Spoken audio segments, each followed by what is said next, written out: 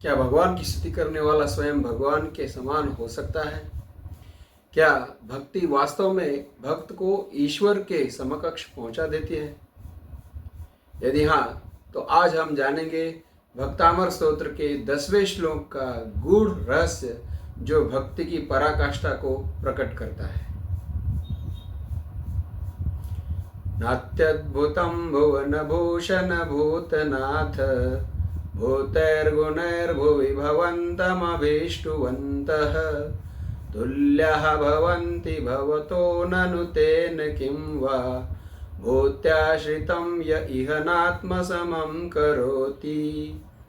हे भुवन के भूषण, हे आदिनाथ, जो लोग आपके दिव्य गुणों से युक्त होकर आपकी स्तुति करते हैं वे आपके समान हो जाते हैं। इसमें कोई आश्चर्य की बात नहीं है, क्योंकि जो भी किसी महान सत्ता का आश्रय लेता है वह उसे अपने समान बना ही देता है।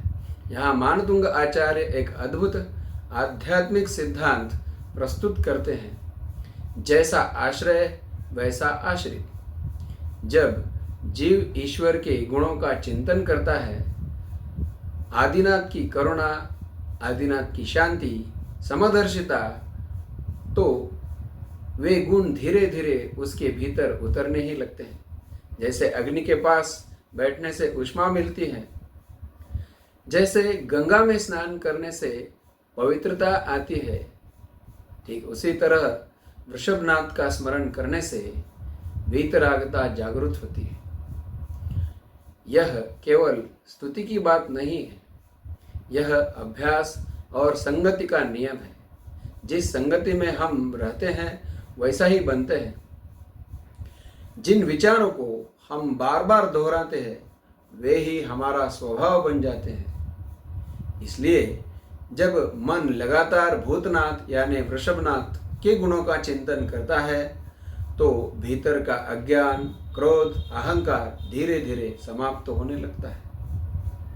यदि महान बनना है तो महान का आश्रय लेना होगा।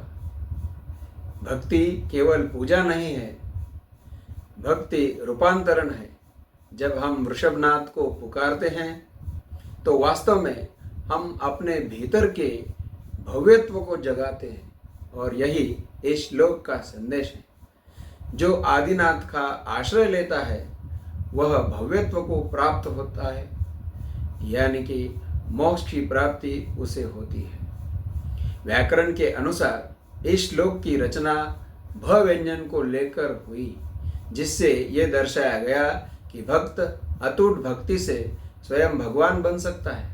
इसमें भक्त को ही भगवान बना दिया है, जो जैन दर्शन का वैशिष्ट्य है।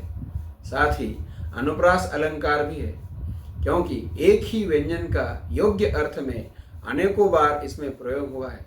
ऐसे श्लोक दुर्लभ होते हैं।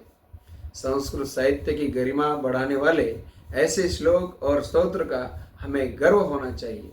यदि हम ऐसे श्लोकों का पठन मनन करेंगे तो हमारे संस्कृति का भी रक्षण होगा। जयतु संस्कृतम, जयतु भारतम।